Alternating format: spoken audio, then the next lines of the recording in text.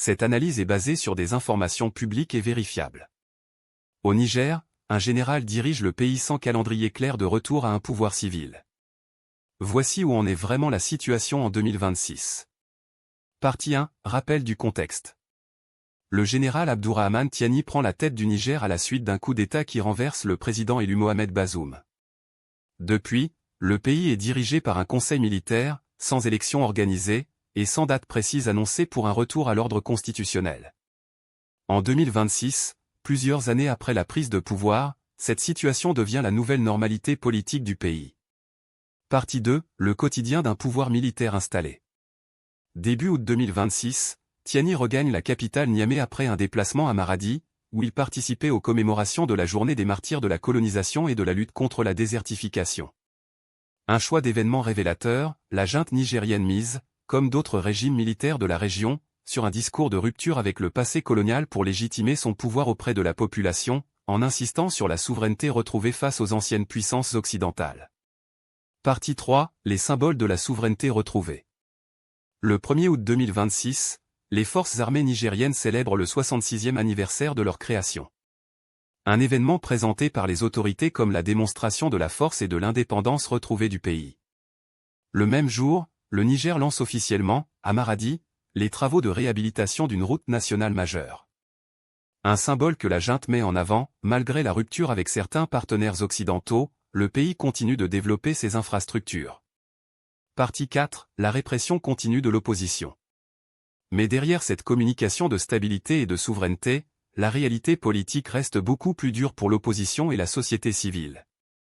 En août 2026, le général Mohamed Toumba, ministre de l'Intérieur, signe 4 décrets de dissolution visant 4 syndicats du secteur judiciaire. Un signal clair, même les corps intermédiaires, comme les syndicats professionnels, ne sont pas à l'abri d'une dissolution pure et simple si le pouvoir militaire les juge trop critiques ou trop indépendants. Partie 5. Le Niger dans son environnement régional. Le Niger ne fonctionne pas en vase clos. Il fait partie, avec le Mali et le Burkina Faso, d'un bloc de pays dirigés par des juntes militaires qui ont rompu avec la France et une partie des institutions occidentales traditionnelles, pour se rapprocher de nouveaux partenaires, notamment la Russie. Cette alliance régionale entre régimes militaires, structurée notamment autour de l'Alliance des États du Sahel, redessine complètement la carte géopolitique de l'Afrique de l'Ouest, dans une opposition de plus en plus nette avec les pays restés sur une trajectoire démocratique classique, comme le Sénégal ou la Côte d'Ivoire. Partie 6. Quelles conséquences pour la population ? Au-delà des symboles et des grands discours souverainistes, la population nigérienne continue de vivre sous la menace constante des groupes armés djihadistes actifs dans plusieurs régions du pays, dans un contexte économique fragilisé par des années d'instabilité politique et de sanctions régionales. La question de la sécurité alimentaire, de l'accès aux services de base, et de la liberté d'expression reste extrêmement préoccupante, malgré la communication très maîtrisée du pouvoir en place sur ses succès militaires et symboliques. Partie 7. Un retour à un pouvoir civil, vraiment à l'horizon.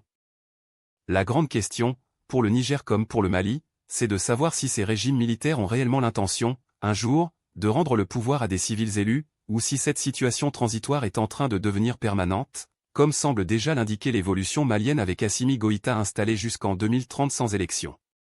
Pour l'instant, aucun calendrier électoral crédible n'a été annoncé au Niger, et rien n'indique un changement de trajectoire à court terme. Partie 8. Ce qu'il faut retenir. Le Niger de 2026 est un pays qui a fait du discours souverainiste et de la rupture avec l'ancien système colonial son principal outil de légitimation politique, tout en maintenant une répression ferme de toute forme d'opposition organisée, qu'elle soit politique, syndicale ou médiatique. Une trajectoire qui rapproche de plus en plus le pays de ses voisins maliens et burkinabés, et qui l'éloigne, chaque année un peu plus, d'un retour rapide à un pouvoir civil élu. Cette vidéo t'a présenté une analyse basée sur des faits vérifiés. Qu'est-ce que tu penses de la trajectoire politique du Niger ? Dis-le en commentaire, et abonne-toi pour suivre l'actualité de toute la région du Sahel.